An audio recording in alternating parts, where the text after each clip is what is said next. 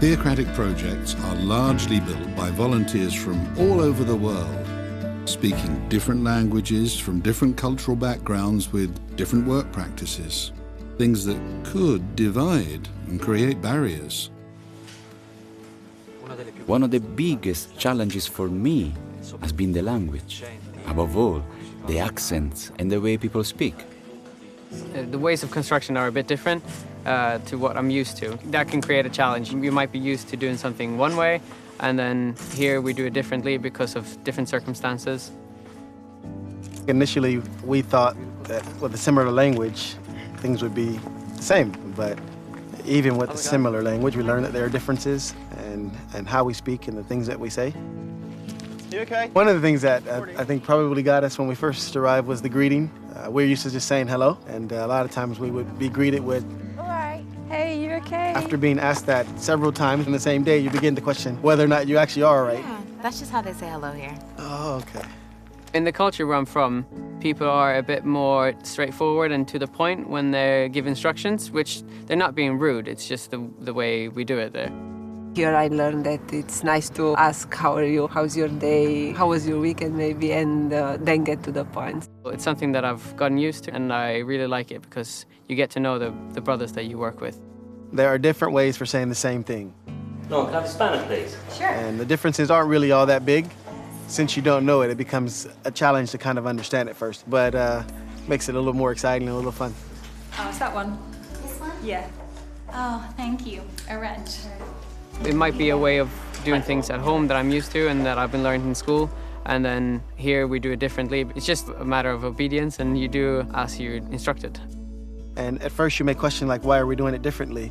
But if you're patient and you wait, then you realize that you've just learned another way of doing something. Give me some Something that is really nice to see is that when I try to learn the language, the brothers help me, and that's a real blessing. Us taking our time to kind of learn about the culture has really helped us to kind of understand why things are different. And then when you understand why they're different, it doesn't really bother you. You kind of understand your brothers and sisters, and it makes it easier for you to love them and be positive. I realized that we are the ones that we have to adapt to the new culture, the new nation. We have to have Christ mentality. He came to serve, not to be served. Spiritual things keep us united. To not see the negatives in other cultures, accents, and work practices. Although there may be deadlines, constraints, keeping our spirituality up is of the utmost importance. Our overseers reminded us of 3 non-negotiable things: our meeting attendance, the field ministry, and our family worship. Spirituality is everything when it comes to overcoming challenges, because if you don't have a spiritual view of things, then you will struggle. Continues to be more evident is that if we take care of our spirituality, then Jehovah will take care of the rest. The work will get done.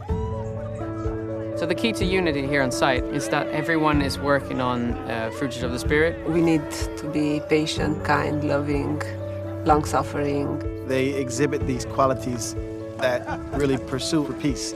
And it makes it easy, it makes it fun. And you realize, you know what, we're just working with family. And of course, Jehovah's Spirit is clearly shown in everything that we do. And having all of the different brothers and sisters and the different cultures is special, and it really does help you grow. Where I worked before, differences were an issue. It's beautiful to see, however, that here it doesn't matter where you are from, what job you are doing. We are all on the same level. We are all equal. It makes you think of Revelation 7:9, where the scripture talks about people of every tribe and nation and tongue, and we're one family. And instead of just reading about it, when we're here, we experience it.